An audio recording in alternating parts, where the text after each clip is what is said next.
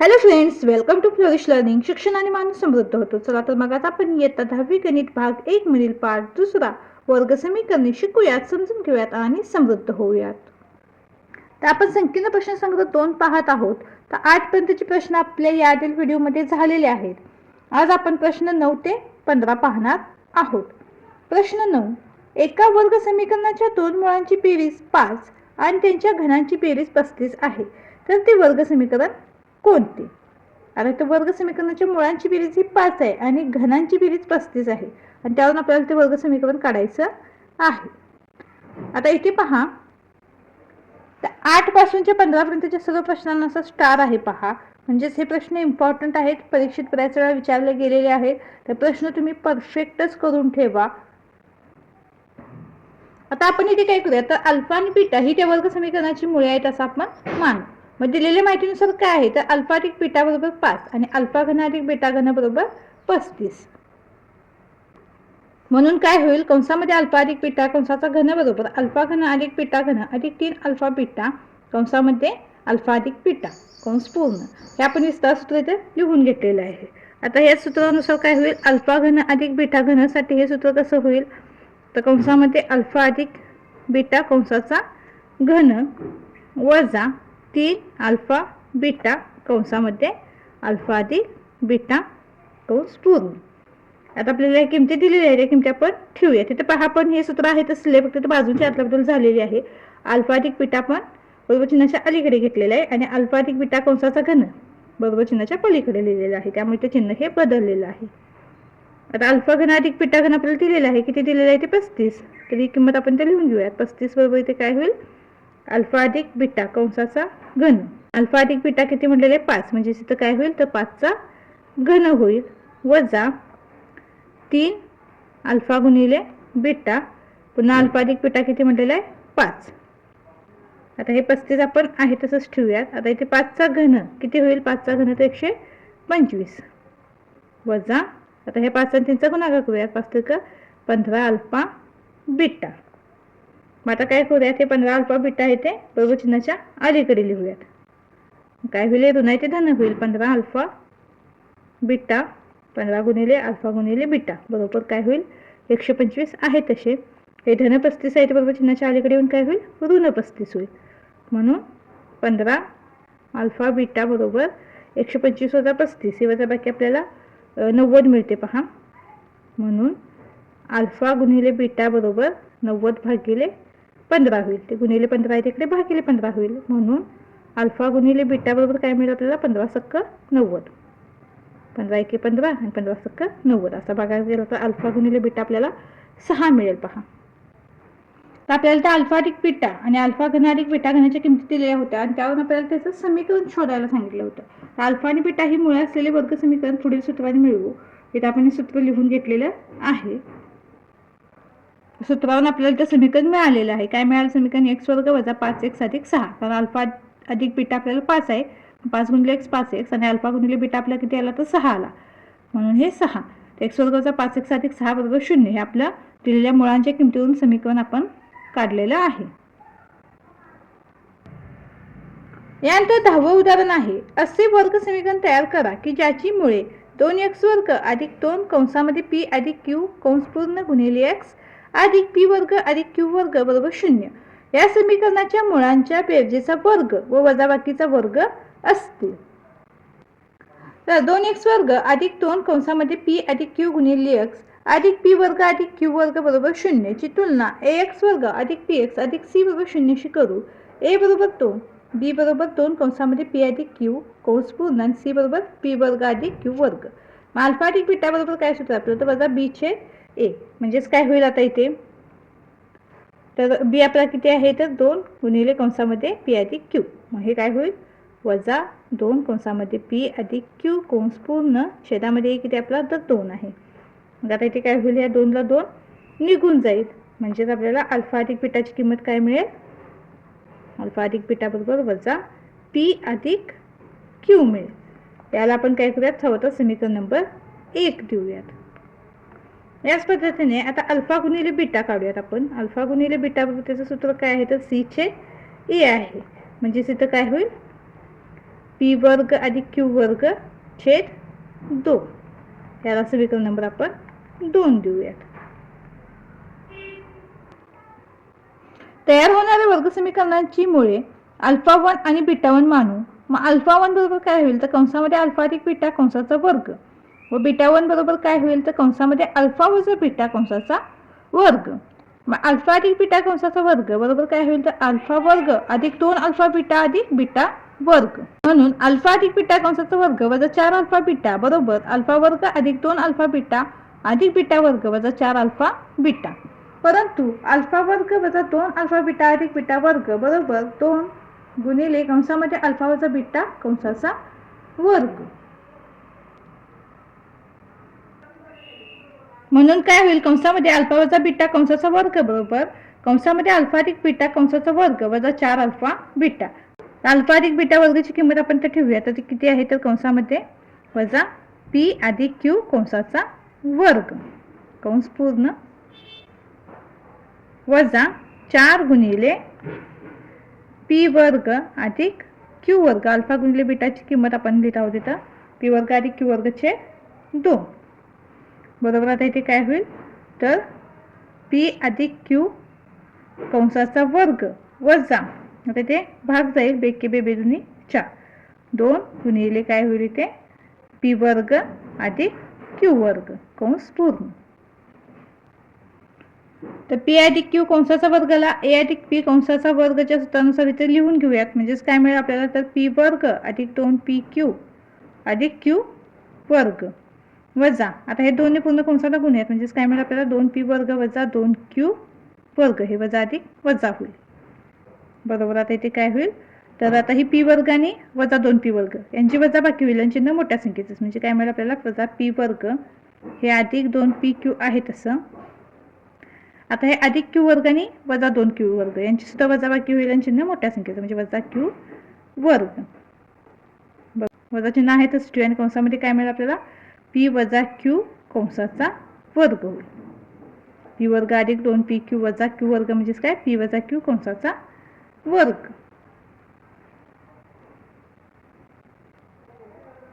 आता आपण इथे काय करूयात तर अल्फा 1 अधिक बीटा 1 करूयात. म्हणजेच काय होईल तर कंसामध्ये पी अधिक क्यू कंसाचा वर्ग वजा पी वजा क्यू कंसाचा वर्ग. मग पी अधिक क्यू कंसाचा वर्ग म्हणजेच काय होईल तर पी वर्ग अधिक 2 पी क्यू अधिक क्यू वर्ग वजा पी वजा क्यू कंसाचा वर्ग म्हणजे काय मिळेल आपल्याला पी वर्ग अधिक 2 पी क्यू वजा क्यू वर्ग बरोबर. आता इथे काय होईल हे वजा पी वर्ग वजा पी वर्ग एकमेकाला निघून जाईल. अधिक 2 पी क्यू अधिक 2 पी क्यू म्हणजेच काय मिळेल आपल्याला 4 पी क्यू आणि अधिक क्यू वर्ग वजा क्यू वर्ग हे सुद्धा एकमेकाला निघून जाईल. म्हणजे अल्फा 1 अधिक बीटा 1 आपल्याला काय मिळाला 4 पी क्यू मिळाला. याच पद्धतीने आपण आता इथे अल्फा 1 गुणिले बीटा 1 काढूयात बरोबर. आता इथे सुद्धा काय होईल तर पी अधिक क्यू कंसाचा वर्ग गुणिले वजा पी वजा क्यू कंसाचा वर्ग.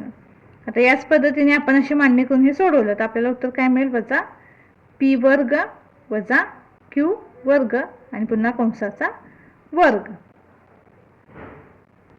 तयार होणारे वर्ग समीकरण बरोबर काय होईल एक्स वर्ग वजा कंसामध्ये अल्फा अधिक बीटा कंस पूर्ण गुणिले एक्स अधिक अल्फा गुणिले बीटा बरोबर 0. या सूत्रानुसार काय मिळेल आपल्याला तर एक्स वर्ग वजा अल्फा अधिक बीटा आपल्याला काय मिळालं इथे अल्फा अधिक बीटा 4 पी क्यू मिळाला पहा. म्हणजे काय होईल एक्स वर्ग वजा 4 पी क्यू एक्स वजा कंसामध्ये अल्फा गुणिले बीटा काय मिळाला आपल्याला तर पी वर्ग वजा क्यू वर्ग कंसाचा वर्ग बरोबर 0. थोडंसं मोठं उदाहरण आहे तुम्ही समजून घेऊन त्याचा सराव करा. इथे पहा आपण आधी काय केलं एबीसीच्या किमती दिल्या त्यावरून अल्फा अधिक बीटा काढला त्यानंतर अल्फा गुणिले बीटा इथे काढला त्याला समीकरण नंबर 1 आणि 2 दिलं. त्यानंतर आपण अल्फा 1 आणि बीटा 1 मानून काय केलं त्याचं विस्तार सूत्र लिहून आपण पुन्हा त्याला सोपं रूप दिलेलं आहे. त्यानंतर पुन्हा अल्फा वजा बीटा वर्गची किंमत मिळवली. त्यानंतर अल्फा 1 अधिक बीटा 1 ची किंमत मिळवली. अल्फा गुणिले बीटाची किंमत मिळवली आणि त्यावरून फायनली आपल्याला हे समीकरण मिळालेलं आहे. यानंतर पुढील 11 उदाहरण आहे. मुकुंद जवळ सागरपेक्षा 50 रुपये अधिक आहेत. त्यांच्या जवळील रकमांचा गुणाकार 15,000 असेल तर प्रत्येकाजवळील रक्कम किती. आता ते आपण सागर जवळील रक्कम 100 रुपये मानू. मुकुंद जवळील रक्कम x अधिक 50 रुपये होईल. मग आता यावरून आपल्याला समीकरण कसं मिळेल, तर x गुणिले x अधिक 50 बरोबर काय होईल, तर 15,000 रुपये. आता गुणाकार करूयात x ने, पूर्ण कंसाला गुणूयात, म्हणजेच काय मिळेल आपल्याला x वर्ग अधिक 50 x बरोबर काय होईल, 15,000 रुपये. आपण सर्व पदे एकत्रित लिहिली तर काय होईल इथे पहा, x वर्ग अधिक 50 x वजा 15,000 बरोबर 0.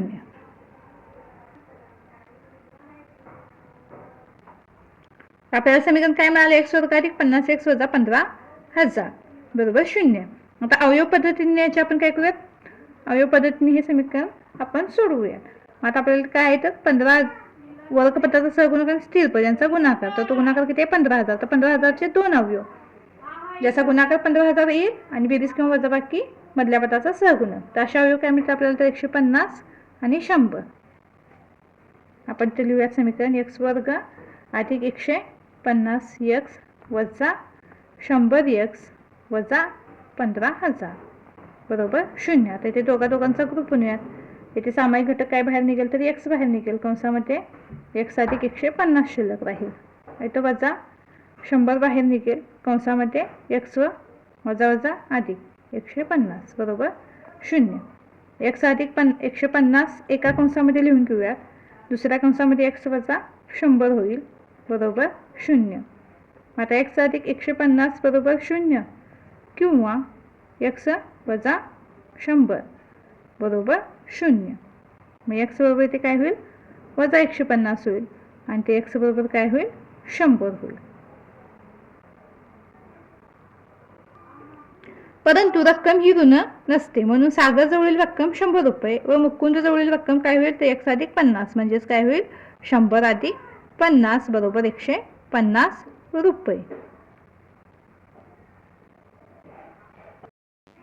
यानंतर प्रश्न 12वा, दोन संख्येच्या वर्गामधील फरक 120 आहे. लहान संख्येचा वर्ग हा मोठ्या संख्येच्या दुप्पटी इतका आहे, तर त्या संख्या शोधा. आता वर्गामधील फरक 120 म्हटलेला आहे आणि लहान संख्येचा वर्ग हा मोठ्या संख्येच्या दुप्पटी इतका आहे. आता यावरून आपल्याला त्या संख्या शोधायच्या आहेत. तर छोटी संख्या x मानू व मोठी संख्या y मानू. मग x वर्ग बरोबर काय म्हटलेलं आहे, 2y आणि y वर्ग वजा x वर्ग बरोबर 120. म्हणजे आता हे समीकरण आपल्याला कसं मिळेल पहा, तर y वर्ग वजा आता x वर्गाची किंमत काय आहे, तर 2y आहे, तर आपण ह्या x वर्गाच्या ठिकाणची किंमत ठेवूयात, म्हणजेच काय होईल, y वर्ग वजा 2y बरोबर 120. म्हणजेच काय होईल, आता हे सर्व पदे एकत्रित लिहूयात, y वर्ग वजा 2y वजा 120 बरोबर 0. तर आपण तर काय केलं, ही x वर्गाची किंमत आहे ती आपण ही ठेवलेली आहे, त्यामुळे इथं आपले 2y आलेलं आहे. ते वर्गपदाचा सहगुणक आणि स्थिर पद यांचा गुणाकार होईल आणि 120 चे दोन अवयव काय मिळतील आपल्याला, तर गुणाकार 120 आला पाहिजे आणि बेरीज किंवा वजाबाकी ते मधलं पद मिळालं पाहिजे. तर 12 आणि 10, 12 आणि 120 आणि 12 वजा 2y मिळेल पहा आपल्याला. आणि समीकरण कसं मिळेल, तर y वर्ग वजा 12y अधिक 10y वजा 120 बरोबर 0. आता या दोघांचे ते ग्रुप बनवूया. तर इथे काय होईल, y हा सामायिक घटक बाहेर निघेल, कंसामध्ये काय राहील, y वजा 12 कंस पूर्ण. इथे काय होईल, हे अधिकता बाहेर निघेल, कंसामध्ये पुन्हा हे y वजा 12 कंस पूर्ण बरोबर 0. मग y वजा 12 आपण एकदाच लिहूया तिथे आणि दुसऱ्या कंसामध्ये काय राहील, y अधिक 10 बरोबर 0. म्हणजेच y वजा 12 बरोबर 0 किंवा y अधिक 10 बरोबर 0. आता इथे काय होईल, y बरोबर 12 होईल आणि इथे y बरोबर काय मिळेल आपल्याला, तर ऋण 10 मिळेल. म्हणून मोठी संख्या बरोबर 12 होईल आणि आता इथे आपण छोटी संख्या काढूयात, म्हणजेच काय, x वर्ग बरोबर काय होईल, ते 2 गुणिले 12 बरोबर 24. मग आता x बरोबर काय होईल, तर वर्गमुळामध्ये 24. x बरोबर काय मिळेल आपल्याला, तर धन ऋण वर्गमुळामध्ये 24. म्हणून छोटी संख्या काय होईल, म्हणून छोटी संख्या बरोबर वर्गमुळात 24 किंवा वजा वर्गमुळात 24. तर आपल्याला मोठी संख्या काय मिळाली, तर 12 मिळाली आणि छोटी संख्या बरोबर काय मिळालं आपल्याला, वर्गमुळात 24 किंवा ऋण वर्गमुळात 24. रंजनाला वाढदिवसानिमित्त 540 संत्री काही विद्यार्थ्यांना समान वाटायचे आहेत. जर 30 विद्यार्थी जास्त असते तर प्रत्येकाला 3 संत्रे कमी मिळाली असते, तर विद्यार्थ्यांची संख्या काढा. तर एकूण संत्री 540, विद्यार्थ्यांची संख्या x मानू. प्रत्येकाला मिळणाऱ्या संख्येबरोबर काय होईल तर 540 भागिले x. आता विद्यार्थ्यांची संख्या 30 ने वाढल्यास प्रत्येकाला मिळणारी संत्री बरोबर काय होईल तर 540 भागिले x अधिक 30 होईल. म्हणजे हे समीकरण आपल्याला कसं मिळेल तर 540 छेद x वजा 540 छेद x अधिक 30 बरोबर 3. आता आपण इथे काय करूयात तर 540 आपण कंसाच्या बाहेर लिहूयात आणि कंसामध्ये काय राहील मग 1 छेद x वजा 1 छेद x अधिक 30 बरोबर 3. आता इथे काय करूयात हे 1 छेद x वजा 1 छेद x अधिक 30 आहे तसंच लिहूयात बरोबर. आता हे 540ला गुणिले ते बरोबर चिन्हाच्या पलीकडे जाऊन काय होईल भागिले होईल म्हणजे 3 छेद 540 होईल बरोबर. आता इथे काय करूयात तर इथं यांचा तिरकस गुणाकार करूयात. 1 ने गुणल्यानंतर काही फरक पडणार आहे का तर नाही. x अधिक 30 आणि वजा चिन्ह आहे तसं x एके x छेदामध्ये काय होईल ते x गुणिले x अधिक 30 होईल. 3 याला सोपं रूप देऊया. 3 एक्के 3 इथे काय होईल 3 एक्के 3 2 राहील 24 3 8 24 आणि हा 0 म्हणजे इथे आपल्याला काय मिळेल 1 छेद 180. मग आता इथे काय होईल या अधिक एक्सला हा ऋण x निघून जाईल. हा 30 आहे तसंच राहील आणि छेदामध्ये काय होईल ते x ने पूर्ण कंसाला गुणूयात म्हणजेच काय मिळेल x वर्ग अधिक 30x बरोबर 1 छेद 180. तर अशा पद्धतीने आपल्याला समीकरण मिळालं. हा x ला x निघून गेला अंशामध्ये 30 राहील छेदामध्ये x ने पूर्ण कंसाला गुणल्यानंतर x वर्ग अधिक 30x बरोबर 1 छेद 180. तर आपण इथे काय करूयात इथेच त्यांचा तिरकस गुणाकार करूयात. 30 गुणिले 180 हा गुणाकार होईल तर अधिक 30x चा 1 गुणाकार होईल म्हणजे इथे x वर्ग अधिक 30x आपल्याला आहे तसं मिळेल आणि 8 त्रिक 54 आणि पुढील 2 शून्य त्याच्यासमोर आहेत तशा म्हणजे 5400 मिळेल आपल्याला. तर समीकरण काय मिळालं आपल्याला 5400 बरोबर x वर्ग अधिक 30x. आता आपण ही सर्व पदे एकत्रित लिहूयात म्हणजेच काय होईल x वर्ग अधिक 30x वजा 5400 बरोबर 0. आता अवयव पद्धतीने आपण हे सोडूयात. आता वर्गपदाचा सहगुणक आणि स्थिर पद त्यांचा गुणाकार करून आपल्याला 2 अवयव मिळवायचे आहेत. तर आपल्याला ते अवयव काय मिळाले तर 90x वजा 60x वजा 5400 बरोबर 0. आता इथे दोघांचा आपण ग्रुप बनवूयात. इथे 5400चे आपण अवयव मिळवलेले आहेत 90 आणि 60. 9 सक्क 54 आणि 90 वजा 60 30 मिळतं पहा. आणि इथे काय सामायिक घटक काय बाहेर निघेल तर x बाहेर निघेल कंसामध्ये x अधिक 90 इथे वजा 60 बाहेर घेऊयात पुन्हा कंसामध्ये काय राहील x वजा वजा अधिक 90 sin 9 54 बरोबर 0. मग x अधिक 90 जे आहे ते आपण एकदाच लिहूया. दुसऱ्या कंसामध्ये x वजा 60 मिळेल आपल्याला बरोबर 0. मग x अधिक 90 बरोबर 0 किंवा x वजा 60 बरोबर 0. आता x बरोबर इथे काय होईल वजा 90 होईल आणि ते x बरोबर काय होईल धन 60. हे ऋण 60 आहे ते धन होईल. परंतु विद्यार्थ्यांची संख्या ऋण नसते म्हणून x बरोबर 60. नंतर पुढील 14वा प्रश्न. तळवेल येथील शेतकरी श्री दिनेश यांच्या आयताकृती शेताची लांबी ही रुंदीच्या दुपटीपेक्षा 10 मीटरने अधिक आहे. त्यांनी त्या शेतात पावसाचे पाणी पुनर्भरणासाठी शेताच्या रुंदीच्या 1/3 पट बाजू असणाऱ्या चौरसाकृती शेततळ्याची निर्मिती केली. तेव्हा मूळ शेताचे क्षेत्रफळ हे शेततळ्याच्या क्षेत्रफळाचे 20 पट होते. तर त्या शेताची लांबी आणि रुंदी तसेच शेततळ्याच्या बाजूची लांबी काढ. येथे शेताची रुंदी x मीटर मानू. शेताची लांबी बरोबर 2x अधिक 10. शेताचे क्षेत्रफळ बरोबर x गुणिले कंसामध्ये 2x अधिक 10 कंस पूर्ण. आता गुणाकार करूयात. x ने पूर्ण कंसाला गुणल्यानंतर आपल्याला काय मिळेल तर 2x वर्ग अधिक 10x. शेततळ्याची बाजू बरोबर x छेद 3 किंवा x भागिले 3. शेततळ्याचे क्षेत्रफळ बरोबर काय होईल तर बाजूचा वर्ग म्हणून x छेद 3 कंसाचा वर्ग. तर यावरून आपलं समीकरण कसं तयार होईल पहा. तर 2x वर्ग अधिक 10x बरोबर 20 गुणिले x छेद 3 कंसाचा वर्ग. क्षेत्रफळाचे 20 पट आहे म्हणून 20 गुणिले x छेद 3 कंसाचा वर्ग होईल. आता हे 2x वर्ग आता एक 10x आपण आहे तसंच लिहूयात बरोबर. इथे काय होईल 20 गुणिले एक्स वर्ग छेद 3चा वर्ग 9. आता 9 इथे भागिले तिकडे गुणिले होईल, म्हणून 9 दुनी 18x वर्ग अधिक 9 10 90x बरोबर 20x वर्ग. आता सर्व पदे एकत्रित लिहूयात आपण, तर काय होईल, हे 20x वर्ग वजा 18x वर्ग वजा 90x बरोबर 0. मग आता इथे 20x वर्ग वजा 18x वर्ग यांची वजाबाकी करूया. तिथे वजाबाकी किती मिळेल आपल्याला, तर 2x वर्ग वजा 90x बरोबर 0. 2 इथे सामायिक घटक आहे, तो आपण इथे बाहेर घेऊयात. मग कंसामध्ये काय राहील, x वर्ग वजा 45x बरोबर 0.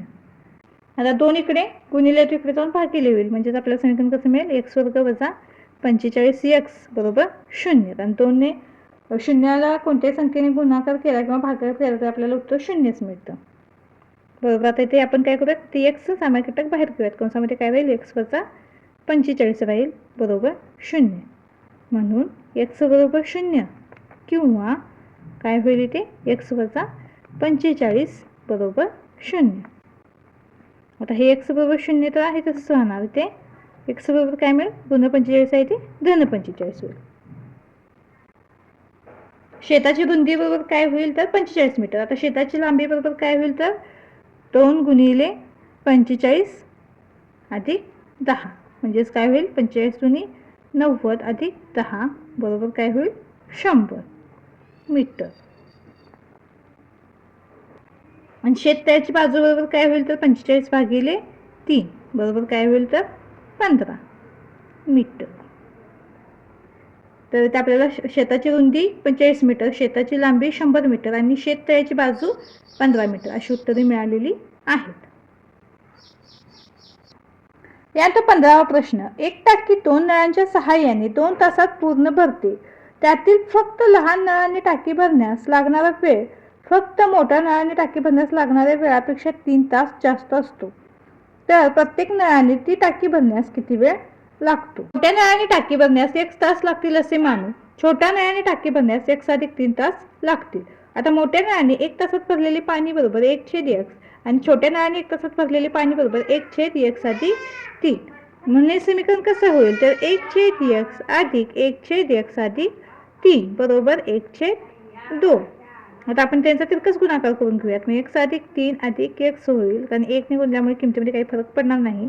छेदामध्ये x गुणिले कंसामध्ये 1 अधिक 3 कंस पूर्ण बरोबर 1/2. आता हे x अधिक x 2x होतील, 2x अधिक 3 छेदामध्ये काय होईल, x ने पूर्ण कंसाला गुणूयात म्हणजे काय मिळेल आपल्याला, x वर्ग अधिक 3x बरोबर 1/2. आता हे 1 काय होतं, तर तिरकस गुणाकार करूयात. 2x अधिक 3 ला गुणूयात आणि 1 ने x वर्ग अधिक 3x ला गुणूयात. काय होईल, 2 कंसामध्ये 2x अधिक 3 बरोबर x वर्ग अधिक 3x, कारण 1 ला गुणल्यामुळे आहे तीच किंमत आपल्याला इथं मिळेल. आता इथे काय होईल, 2 गुणिले 2 4x अधिक 3 दुनी 6 बरोबर x वर्ग अधिक 3x. आता आपण इथे काय करूयात, तर बाजूंची अदलाबदल करून घेऊयात. मग काय होईल, हे x वर्ग अधिक 3x आणि इकडे 4x अधिक 6. आता हे सर्व पदे एकत्र लिहून घेऊयात. x वर्ग अधिक 3x वजा 4x वजा 6 बरोबर 0. x वर्ग आहे तसं पाहिजे, 3x वजा 4x काय मिळेल आपल्याला इथे, तर x मिळेल म्हणजे ना मोठ्या संख्येचं म्हणजे वजा x वजा 6 बरोबर 0.